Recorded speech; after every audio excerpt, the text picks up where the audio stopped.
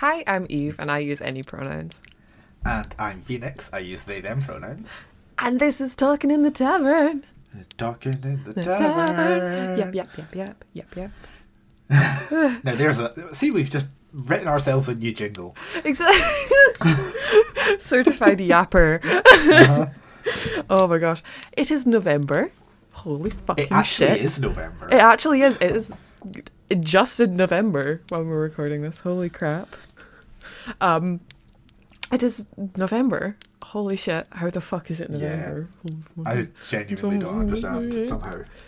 I don't like it. Somehow November has returned. Mariah Carey's defrosted. I'm Yeah, scared. she's rapidly approaching, isn't she? Yeah, I can hear her in the distance. I don't. Anyway. But yes, we're here for another episode of Talking in the Tavern. Trying out once again our new format of talking book roundups of what we've been reading recently. Yeah, our sort of little monthly roundup thing, which I think has been working really well. I think at least so on too. our end. I hope that the listeners enjoy it, but for us it's been working really well. Yeah, we're crushing it. Yeah. Okay. Do you want to hit me with how many books you've read? I would absolutely love to. Just fucking say it. I've read 98 books this year.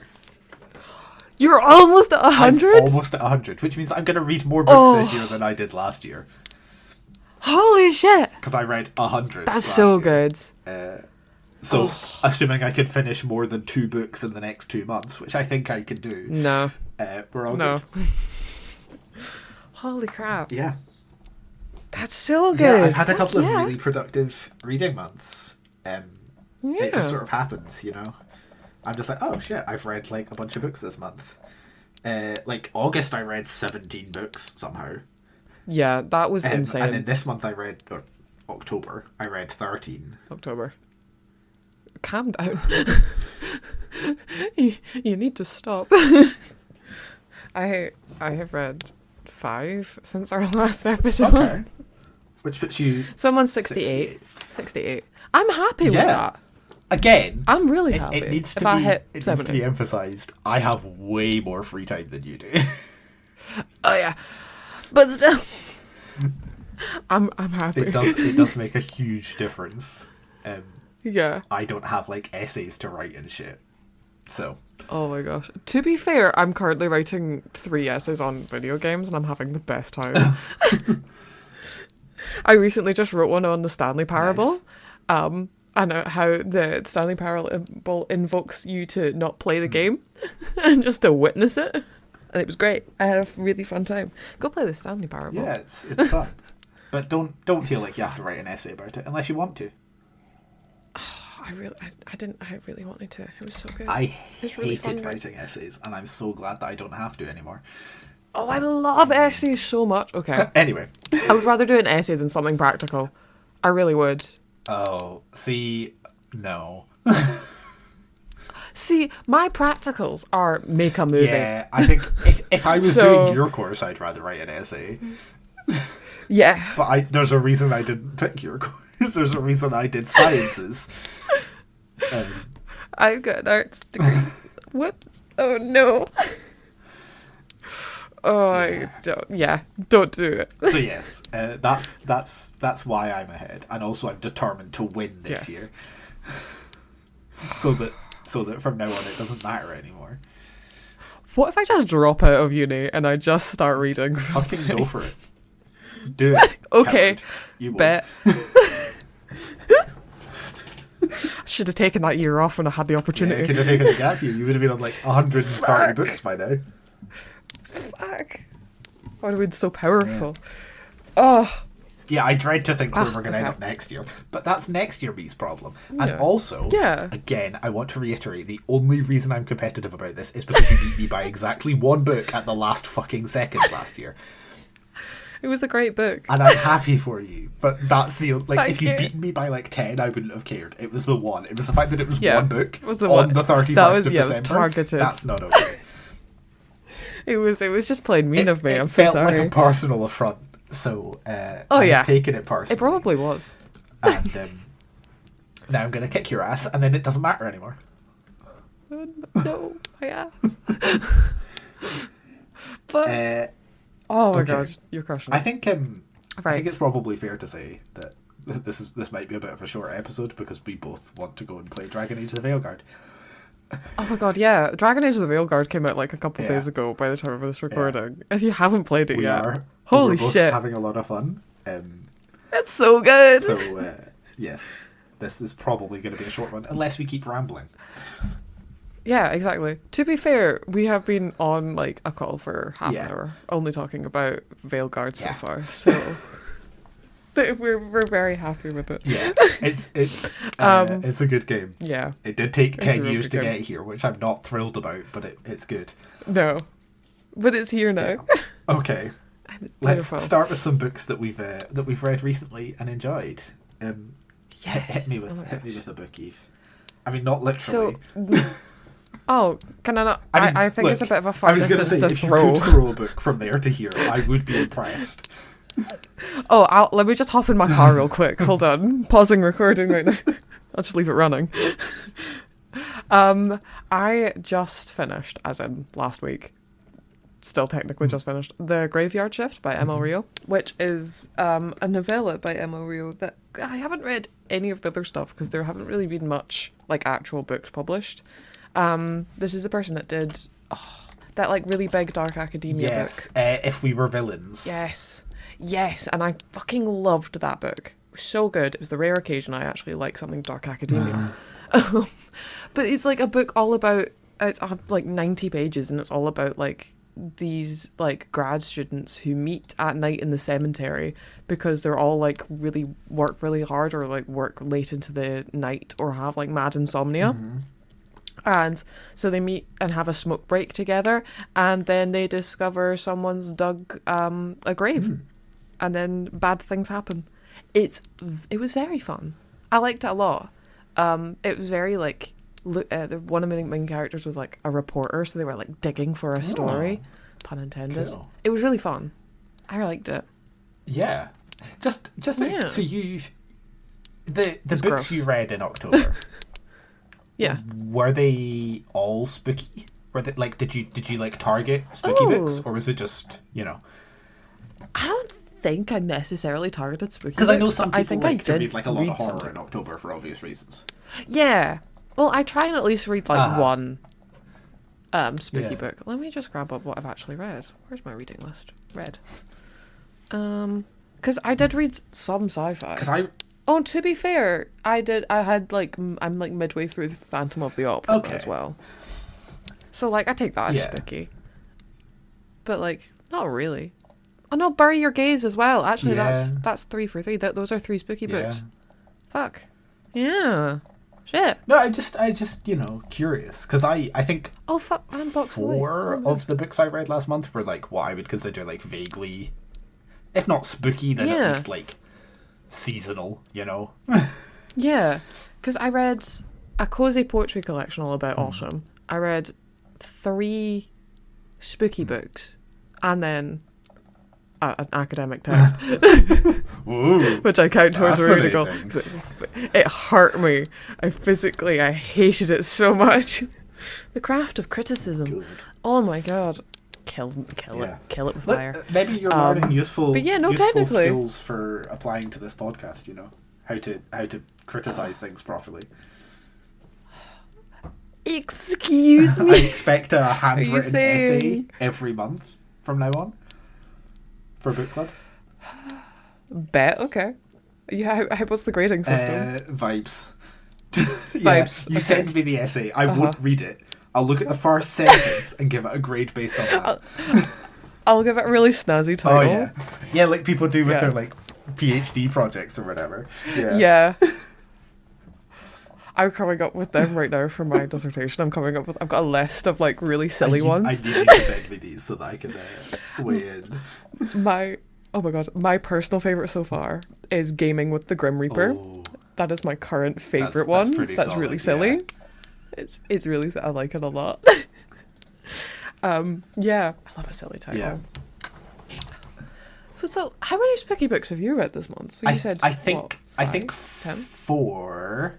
2. 4, okay. There are 4 books that I read in October that I would consider to be, if not like horror, then at least adjacent enough that I would consider them to be. Because obviously, Bury Your Gaze. Spookums. Yes. I Yes. read the second book in the Undetectables series, which isn't like horror, but it is like pretty. It's like magic-y murder Grim. mystery, and it's a bit horror-y. I read one that I'm going to talk about in a minute, and then I read a graphic novel that is definitely about like it's like Halloween set, called Hollow, which was really fun. Ooh, I need more graphic novels. Yeah, I've read Hollow. It's set in this little town where they have like a local legend about like a headless horseman. Oh yeah, it's really good. I don't want to go into it too much because, but I think you would enjoy it. You can always borrow my copy. Fuck yeah. Can I? Yes. Absolutely. Yeah. Yay! Oh But my gosh. in terms of what I wanted to actually specifically mention for recent reads, Go for it. I mentioned it last month, but Children of Time by Adrian Tchaikovsky. I think I had I started it. I can't remember. I think I'd maybe just started. I think you were between books. Oh, that might be right. By Adrian, yeah. But oh my god, real good book. Real good. Really good, like really good, really original sci-fi. Really? Oh gosh. Okay. Really enjoyed it. It does. I feel I ought to warn you. It does feature spiders quite heavily, but not in a creepy, like they're not like they're not like presented as like creepy or anything like that. Okay. But like, are they just like around? well, it's kind of hard to describe. Well, but it's like, you know, the future. Earth is destroyed. Yeah. Most of humanity is dead, and this one like colony ship goes out to this planet that the ancient humans thousands of years ago had like terraformed, and they created this like nanovirus and had tried to drop a bunch of monkeys on the planet so that the nanovirus would infect the monkeys and like rapidly evolve them to like human status, and then they'd have like a society waiting for them, sort of thing. But the monkeys died before they landed on the planet, and the nanovirus infected the spiders that were on the planet, and so then the spiders that were on the planet like evolve, and so like half of the book is from the point of view of the people on the colony ship, and the other half of the book is from the perspective of like different individuals from throughout the evolution of the spiders, like from the spiders' point of view. It's so clever. So cool. It's really, really well done. So like I say, the spiders are not presented as like creepy or anything, but like half of the book is technically from the perspective of spiders. See, I find that okay if it's like their perspective and it's not like a horror aspect of it. One of them's going to eat your eyeball or There's something. like a couple of times where the spiders and the humans come into contact. And from the human's point of view, in those cases, the spiders are a little bit creepy. Okay. But I won't talk about it too much plot-wise because it's but it is absolutely brilliant. Like, it is like really good sci-fi. I loved it. I really loved it. I gave it 5 stars. I was like, holy shit, this is great. And it's the first book in a series, so I'm gonna have to read the others now. Oh fuck yeah. I must ask, are the spiders human-sized? They're not like human-sized, but they are bigger than normal spiders. Okay. I can't remember if it's specified exactly how big they are, but they're like large for spiders. Okay. Let me see. Because what I'm picturing is currently the monster from Alien. I don't think they're quite but a spider. that big. Okay. Spiders are about waist high. Oh, okay. So they're That's big. fucking horrifying. But they're not like Shelob big. They're like dog size. Shelob. It's oh my god. It's not like the one out of fucking The Hobbit. Massive. Yeah, that's Shelob. Oh no, Shelob's not in The Hobbit. There are the other ones in The Hobbit. No. I see. Yeah. No, not that big. Think like medium, like golden retriever sort of size. Okay. But spider. Fluffy. Sure. Hairy, definitely. Anyway. Hairy was definitely. It is like, it was really, really good. And like a lot of sci-fi, and I don't mean this as a criticism, but a lot of sci-fi can get quite repetitive, right? Because like, we all sort of inherently use the same tropes and like things that other people in sci-fi have already written, right? Like there's a lot of like faster than light travel and all this stuff. And so a lot of the time what makes sci-fi good is how you use that rather than what you do, right? Like it's not about the technology, it's about how the technology involves stuff. But this is like, because of the like evolutionary thing that's going on, because like so it's like it's broken up into parts, and in each part the spider that you're following, so there's chapters within each part, and in each part the spider that you're following is from like a generation of spiders, and then the next part is like a few generations down the line. So that's cute. Like you experience the spiders like developing as a society and developing technologically, and like it's really fascinating. I quite like that. Brilliantly done. Fuck yeah. I was like, it kind of blew my mind a little bit, because I was like, wow, I don't think I've ever read a sci-fi book that I was like, that's original is really the best word for it. Like, great book. Fuck yes. Oh my god. Definitely would recommend going and reading that, because it was really good. Fuck yeah. And once again, I need to get around to Tchaikovsky. I haven't actually finished a single one yet, so we'll see. Yeah, I picked up the first book in his fantasy series as well. Yeah, I have that. Empire in Black and Gold. Oh, okay. Which is the first book of his Shadows of the Apt series. Oh, hell yeah. Which I think there's like 8 or 9 books in that series or something. Oh, beautiful. 10 books. Oh, iconic. Okay. So I was like, because I think at that time I was near the end of Children of Time. I was like, I don't want to pick up the next one just yet, but I'm really enjoying his writing. I'll pick up his fantasy books, because then I'm not going to get confused. Yeah. So yeah. Love that. Oh my gosh, I've read, I think, 2 of his books so far, and they've both been absolutely fantastic. So brilliant. I'm just like, I'm in, you know. Yeah. Yeah. Oh, I need to read more. Fuck yeah. Oh, well, I know a book that you just finished was The Last Gifts of the Universe. Yes. Which is what I'm currently reading. Yes. I am loving it so far. Similar vein, because it's also sci-fi. As you said, it does play on like your traditional sci-fi tropes, and I'm kind of loving it. Yeah, I know really you have qualms with. I know you have qualms with the way they do in the American accent. Yes. But the funny thing is, the American accent that they do on double speed is just such gibberish. I find it hilarious. Yes, because we both listened to the audiobook. Yeah. Which is narrated by Robin Holdaway, who's an actor who's been in a few things. I knew them from Sex Education, because they're in one of the seasons of Sex Education. They're in Sex Education? Yeah, they're like a background character. I love that. Oh my gosh. In season 3. Holy shit. In like a handful of episodes. Fuck yes. And yes, they're English, and their American accent is like, it's pretty good most of the time, but every so often there's like a word that they say in a certain way. I'm just like, oh, yeah, that didn't quite sound right. And yeah, but I really enjoyed the book. Look, I'm 60% of the way through. I'm having a great time. It seems to be going by so fast. It was only like a 200-page book. I was going to say, it's not very long, is it? It's because I saw you were listening to it, and I was like, oh, I must have the audiobook for that then. Oh, I do. Immediately starts reading it. I think at like normal speed, it's like a 5 or 6 hour read, like book. Oh, okay.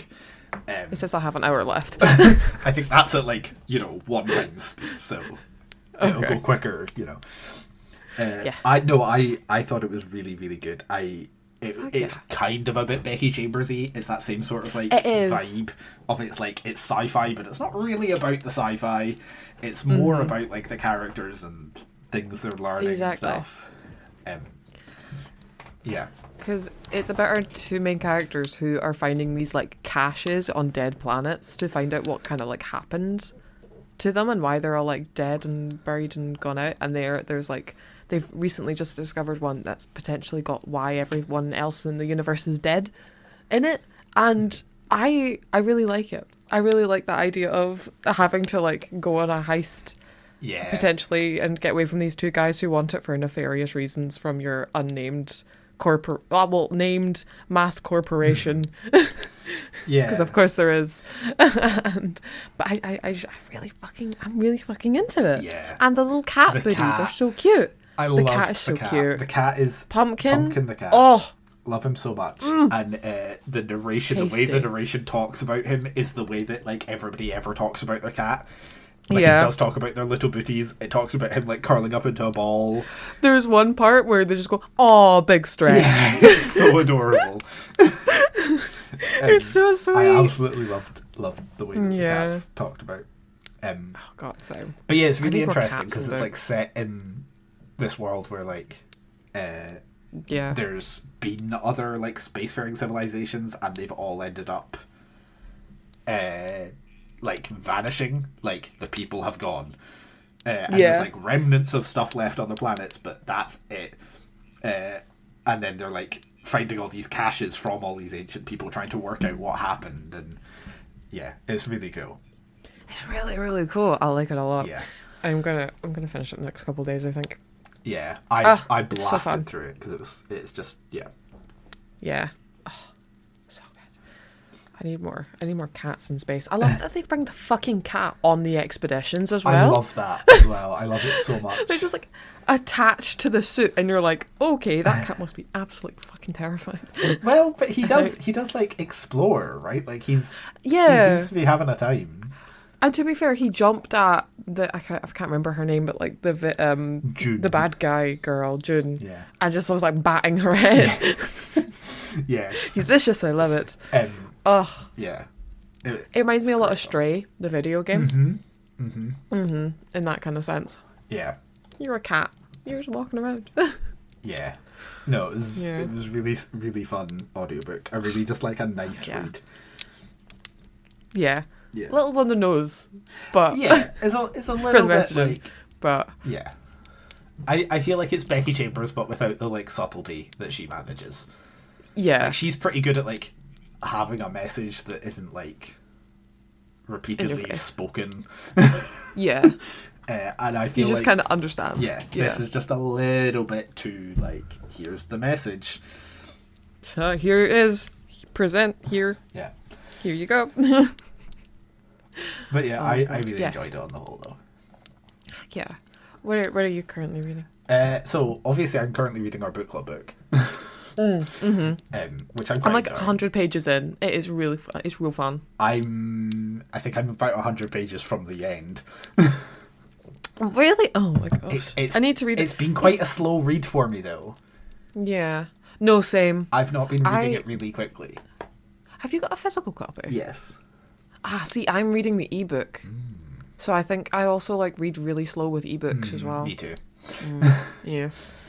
But I'm also after I finished Last Gifts of the Universe, I was like, oh, what should I listen to next? And then I remembered that I have all of Becky Chambers' audiobooks. Majestic, So yes. I am rereading Record of a Spaceborne View on audiobook, which is the third one in the Wayfarer series. And So good. I love Becky Chambers' books so much. She's like my go-to. Like anytime anybody's like, oh, what should I read? I'm like, have you read Becky Chambers' books? Because she's such a brilliant author. So good. I do think Record of a Spaceborne View is maybe the weakest of the Wayfarers books. Yeah, it's But my least favourite. Even but then, I love still give it like 4 stars. Yeah. You know, it's still not like bad in any universe. It's still like a top tier book, but it just might not be her best one. Yeah. Most definitely. Oh, hell yeah. I love Becky Chambers. Yeah. So Record of a Spaceborne View, obviously it's set in the same universe as the others. They're not like directly sequels or anything, but they're all sort of tied together. And in this one, it's all about different characters who are living on as part of the Exodus fleet, which is like the bulk of humanity left Earth like centuries ago. And the Exodus fleet is like this fleet of ships that they left Earth on, and most humans, or a lot of humans, have like left the fleet and gone and settled on planets and stuff. But the fleet is like, where some communities still just hang out, still live. Exactly. And it's like there's like 3 or 4 different characters it switches between, and like just sort of goes through their lives and stuff. It's really cute. I really enjoyed it when I read it. Chambers is so good at characters. Oh my god. So good at characters. Yeah. Like, I'm jealous. her books are sci-fi, but the sci-fi is not the point of the books. Like, they are character focused by far. Yeah. Best sci-fi. I love the UK covers for her books. Same. I hate the American covers. I don't think I've like properly looked at the American covers. They're bad, Eve. They're like very 80s sci-fi vibes. Oh no. Hang on, US covers. Not videos, images. Oh. They've all got like these. Oh no. Yeah. Why is there people in this cover? Why have they got just like shapes of a figure? Oh no. Yeah, so there's the US covers all have little ships on them and stuff, and whereas the UK covers have these like lovely like space scenes, like nebulas. Yeah. Stuff like that. Why is this? They're very pretty comparatively. I also hate the text. Yes, I hate the font. How it's kind of 3D. Yeah. Ugh. It looks like a Star Wars novel. Yeah. But No, the UK covers are beautiful. I love them so much. Oh god, yes they are. Yeah. One up on the US. That's what I'm currently reading. Fuck yeah. What about what's something you've got on your TBR that you're looking forward to reading? I'm gonna read. I've come up with a new short story, little idea. So I'm doing like a bunch of research on that at the moment. Oh, okay. And so I am reading, or about to start reading, a non-fiction book called The Art Thief by Michael Finkel. And it's like this true story of an art heist that they basically collated over like 1.4 billion, I think, in like stolen art from like galleries and cathedrals like all over Europe. Yeah. It sounds so interesting, and the copy I've got has like photos of some of the art they stole, and it's like some of the big ones as well. Yeah. I can't name off the top of my head, but like I'm excited to start it. Yeah. I've been watching like a bunch. I've gotten a bit obsessed with art heists at the moment. And I've like watched tons of Netflix documentaries. Mm-hmm. That's how low I've gotten. I'm watching Netflix documentaries about art heists, and they're so good. There was one I watched about this American museum that got broken into, and a bunch of like the paintings were cut out of the frames. That's difficult. And like the guard that was there at night got like duct taped, but for some reason he had this huge beard, and for some reason they duct taped his beard. Like they put duct tape over his mouth, and they were like, you know what? Let's just do the whole head, and just went once around from the top of his head to the bottom of his beard. And I just think it's the most beautiful photo I've ever seen. I need to send you it. It's so funny. Oh yeah, this guy. So the guy, the Stefan Breitweiser. Yes. French art thief, notorious for his art thefts between 1995 2001. He admitted to stealing 239 artworks and other exhibits from 172 different museums while traveling around the world. An average of one theft every 15 days. Right. Unfortunately, his thefts did result in the destruction of many works of art, which were destroyed by his family to conceal the evidence of the fact that he was stealing them. Yeah. And he was like implicit and used his girlfriend in many of them as well, and got her to like pose as like being the lovey-dovey couple looking around, where actually she was looking for cameras and staff and stuff. Yeah. Oh my god, I can't wait to start it. It looks so fun. He differs from most other art thieves in that most of his thefts initially did not involve profit motive. Yeah, so to begin he just with, wanted the paintings. He was just collecting them for himself. Yeah, exactly. He was like, I want that. I'll just take it. Around 110 I love the audacity. pieces from his collection have been recovered. Another 60 have been unaccounted for, presumably destroyed. Right? Wow. Fun. Like, that's insane. Yeah. $1.4 billion, or pounds, or whatever. I'd love it. A journalist was walking his dog on the museum's grounds when he noticed a man surveying the museum who seemed out of place. Aware of the recent series of thefts, he alerted the main guard on duty, who then arrested him. And the guy's dog got awarded a lifetime supply of food for helping.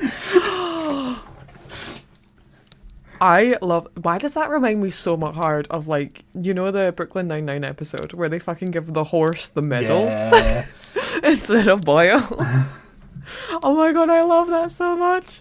That's really interesting, yeah. Right? I've gotten super into it. Yeah. I have it's like a novella idea. Nice. So I've got like 1,000 playlists and vibes. Because that's the first thing I make, is I make one singular character and then 8 playlists for them. See, what I do is I do all of the thinking. I'm like, oh, I've got a great plot, and it's all in my head, and then I write down like 3 words, and I'm like, okay, this is never going to happen.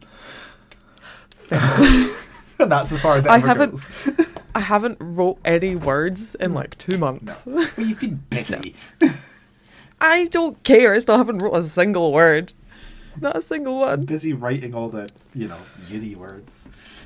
All the Stanley parables. All the time doesn't exist. All that good stuff. Yeah. What are you reading next?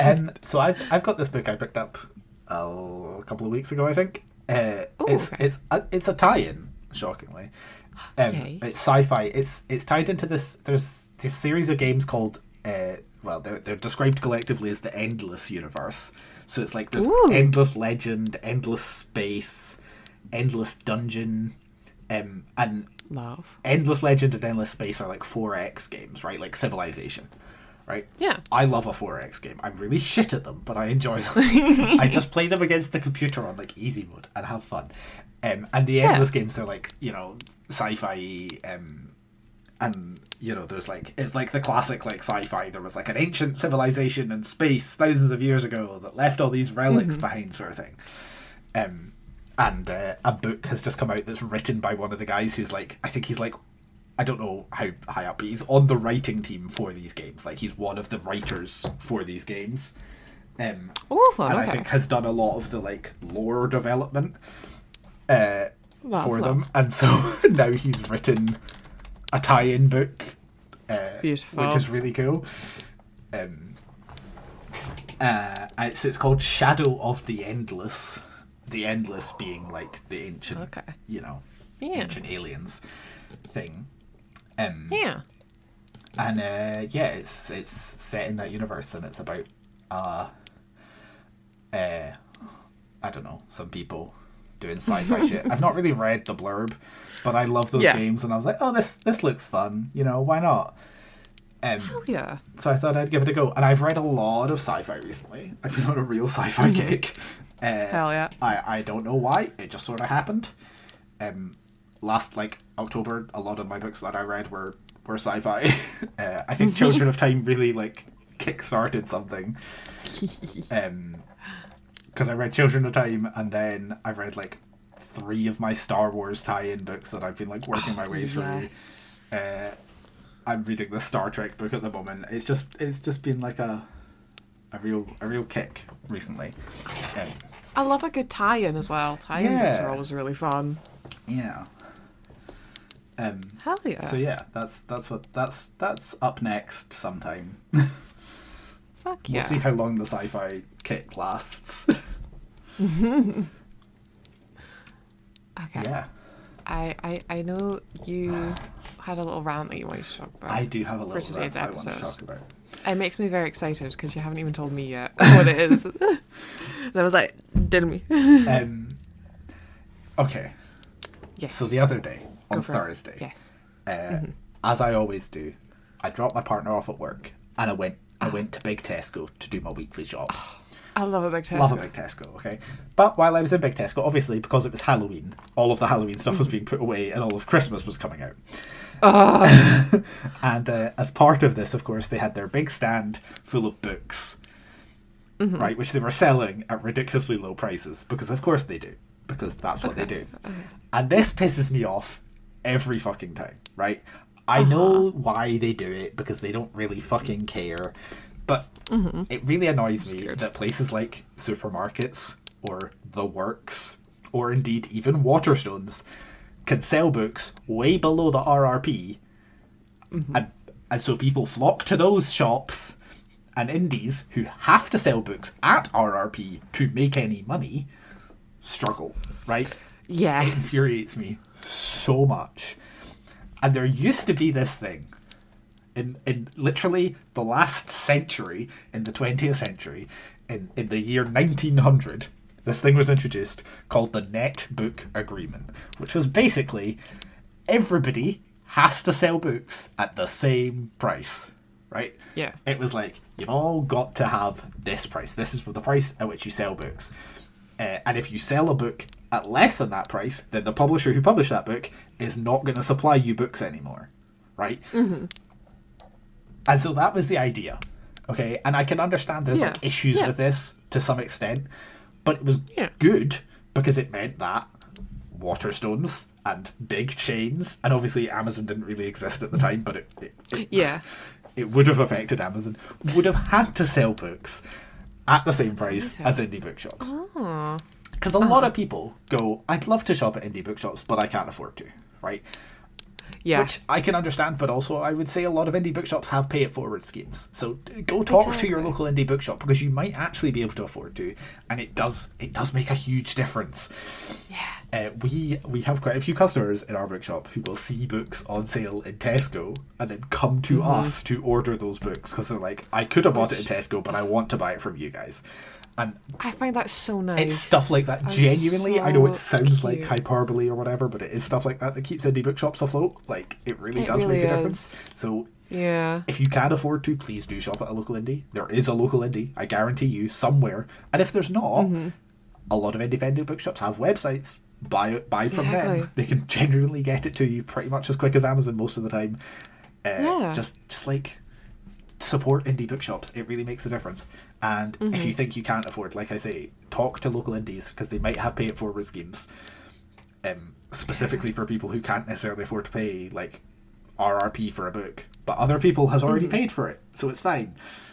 But in the 1990s,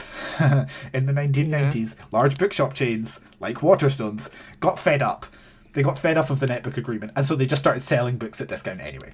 They were just like, fuck it, who cares, right? If we just all do it, they can't, they can't come at all of us. I think there is a similar law. I think it's in like one of the Scandinavian countries, but it's like a recent one. Yep. So like that indie bookshops have the same chance that everyone else does. Yeah, a lot. There's countries in Europe that have these sorts of laws like still on the book. So on the books that make it so that places like Amazon can't sell books at massive discounts. Because it's kind of crazy sometimes. But part of the netbook agreement as well, part of the reason that it ended up collapsing was that damaged or second-hand books weren't covered by the netbook agreement. Right, you could sell those at a discount, which meant that certain chain bookshops would get new books in and deliberately slightly damage the book so that they could sell it below the price that was set. So like some places used hole punches to like punch a little hole in the cover, or they would use a little marker pen to like mark it somewhere, so that they could call it damaged and sell it less. And so eventually the netbook agreement sort of like collapsed because nobody was following it, right? Yeah. It was literally just forced out by fucking big chains who didn't want to have to do it anymore. And certain big publishers withdrew from the netbook agreement because nobody was following it, right? So it was pointless for them, and they were like, fuck it, who cares? And so now we're in this position 20 fucking years later, actually probably about 30 years later, because it was the mid-90s that it got dissolved. About 30 years later, we are in this position now where we're selling books at full price because we have to in indie bookshops to make any money off of them.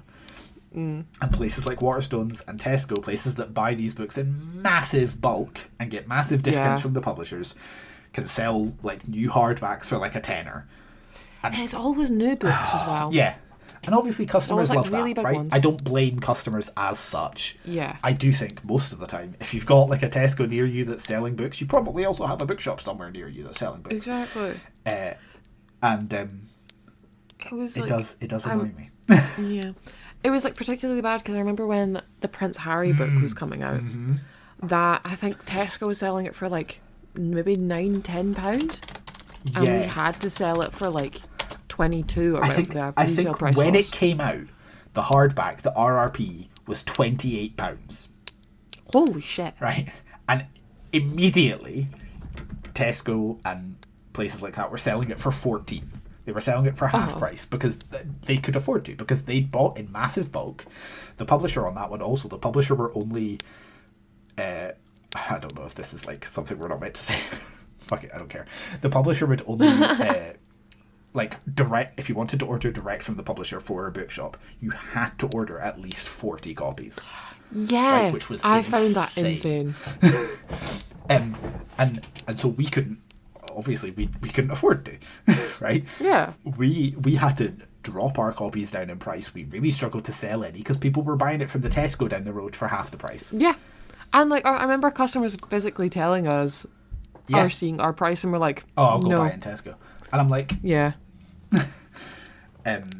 Yeah. You're here now. Like 30 quid is a lot for a book. It is a lot. I don't know how. Of course, it's a lot. I don't know how like Canada or like the US deal with like £40 a book. Yeah. And some of them are paperbacks. Yeah. 40 quid, no.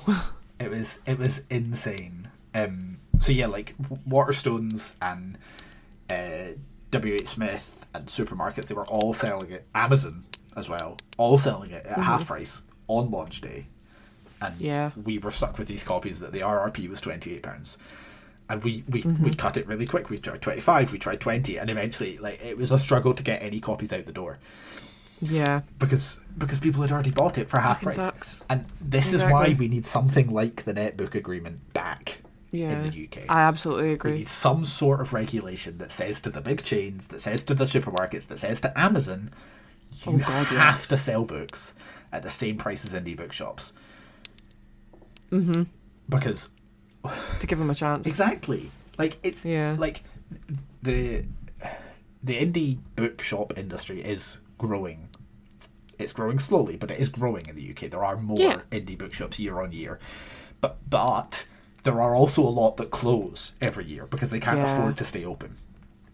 There are a lot of indie bookshops that are only open like a handful of days a week or have really short hours or whatever because they can't afford to be open for longer.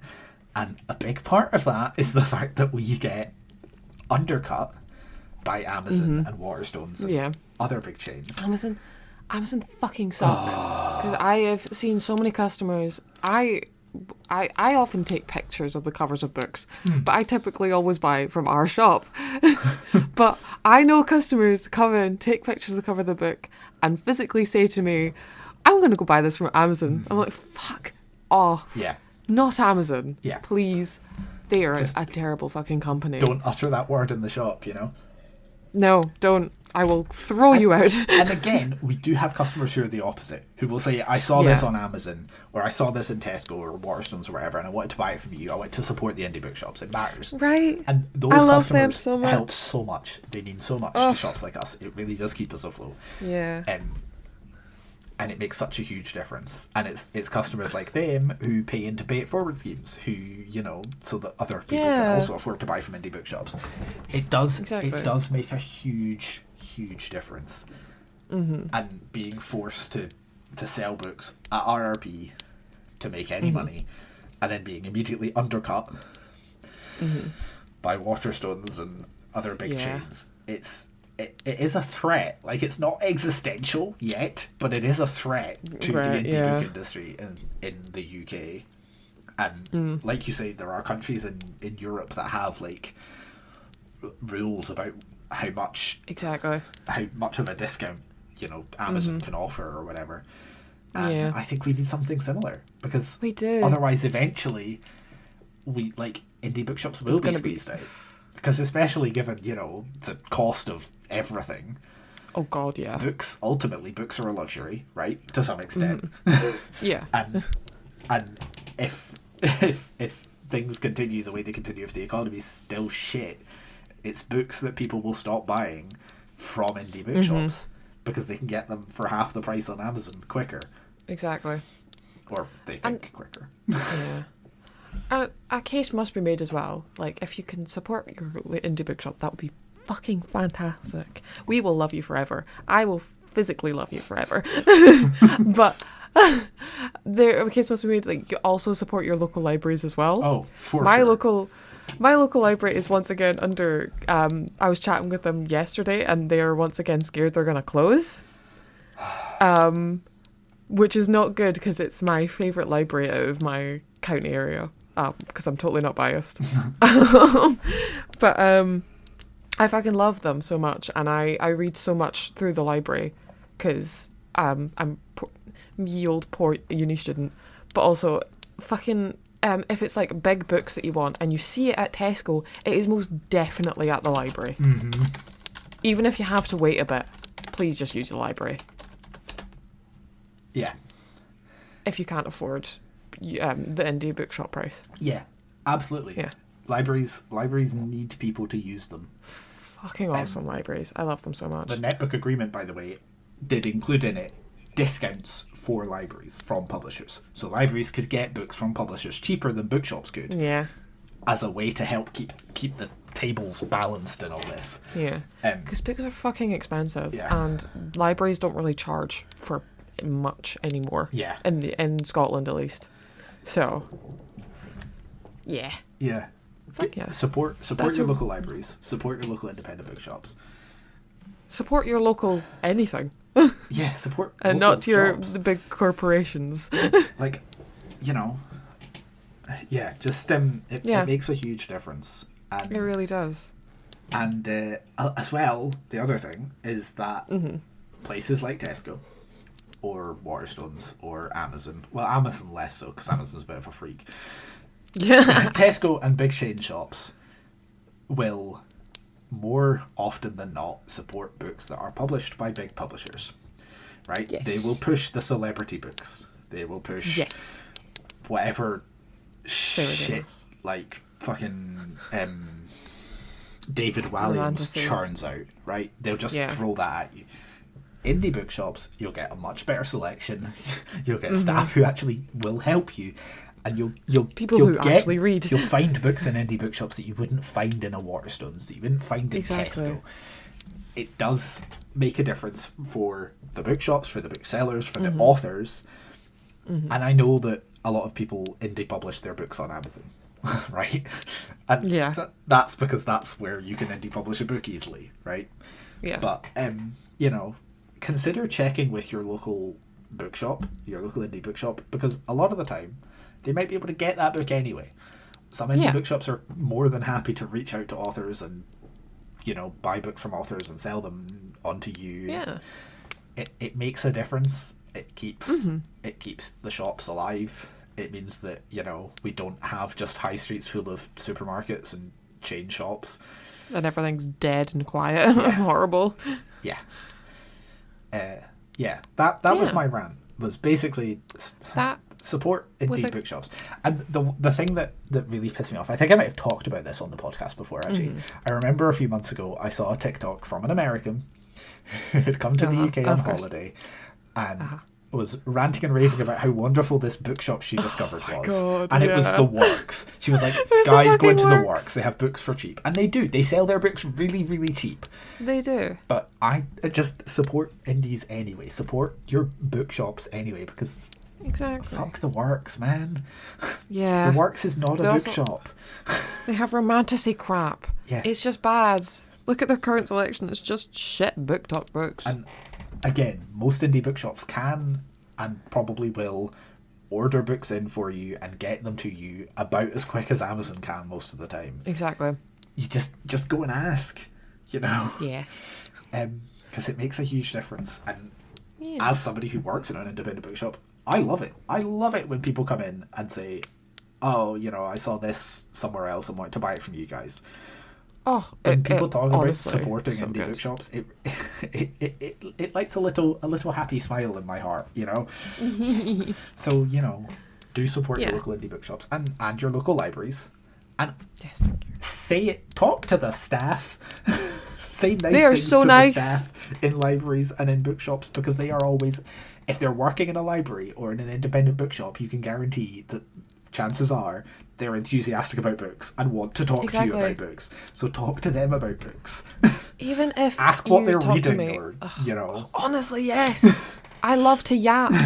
Please. Even if I know nothing about the book you're wanting to talk about, I will yap incessantly about it. Yeah. We're very fun. Fuck yeah.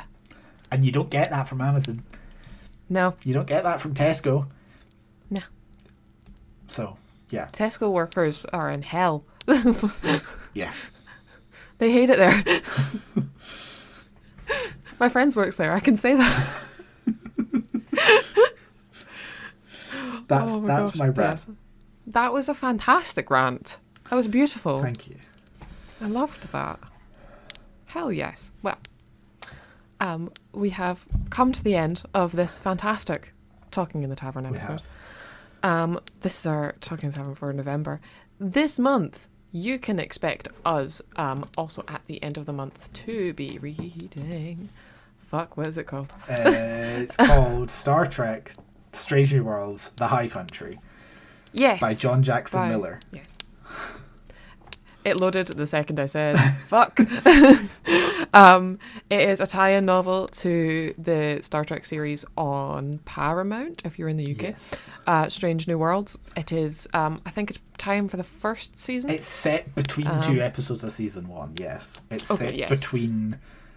I think the episode before it is the Serene Squall, and then the episode after it is the Elysian Kingdom, I think it's called. Yeah. Which I think is, yes, it's set between episodes 7 and 8 of season 1 of Strange New Worlds. Perfect. Not that it matters that much, but you know. No. Little mentions. You want to make sure you've at least watched up to episode 7, because it does obviously spoil certain things from before then. But yeah. It's a very fun book so far. I'm enjoying myself. I am also enjoying it. It's about it feels like a Star Trek movie. It does, because it's a bit too long to feel like a Star Trek episode. Oh god, yeah. But yes, it's really good fun. So we will be talking about that later this month. Yes. So look out for that. And next month we are not having a book club, but we are instead having our Book Club Choice Awards. Where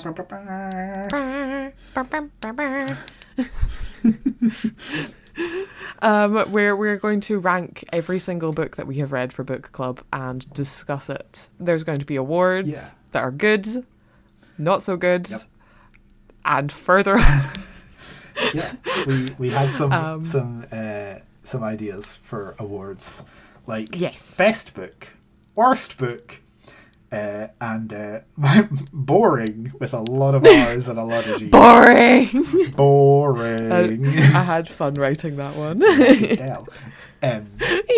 So that will come sometime in December. Yes. It might not necessarily definitely be when Talking in the Tavern would normally be. It will very much depend on when we're available to record. But it will be before Christmas. Yes. December. And then in January we will have our 2024 reading roundup, like we did last January, where we will each individually talk about like all the books we've read and pick like a favourite book we read in 2024 and all that good stuff. And a subsequent of Phoenix victory over me in number of books, because I am not fucking catching up at this point. You could read 30 books in the next 2 months. And then also however many more I read. You're going to read so much more. I'm going to have to like lock in for like 60 to just like minimum. So yes, we will have our reading roundup for this year in January, and then back to normal schedule in February. So this is our last like normal Talking in the Tavern. I know. Until February. Holy shit. I know, weird. Holy shit. 2024. What a year it's been. Really shit. But now, I mean, it's been great. Now Dragon Age is here, so everything's better. Oh, everything's so much better. Okay. Thanks for joining us here at Tavern. Phoenix, where can our listeners find you outside the podcast? They can find me on Twitter, Blue Sky, Threads, or Instagram, all under @beansandfungi. What about you? You can find me, Eve, under Cozy Crow on Instagram, TikTok, Twitter, and YouTube. And of course, make sure that you follow the podcast on Instagram @HearthAndTomePod, Twitter @HearthAndTome, TikTok @hearth.and.tome, and YouTube @HearthAndTomePod to get updates about when episodes go live, behind the scenes stuff, all that good shit. Yes, we will see you in a couple of weeks to talk about Star Trek. Yeah. See you then. Bye! The music used within this episode was Wholesome by Kevin MacLeod through incompetech.com. Licensed under Creative Commons by Attribution 4.0 license.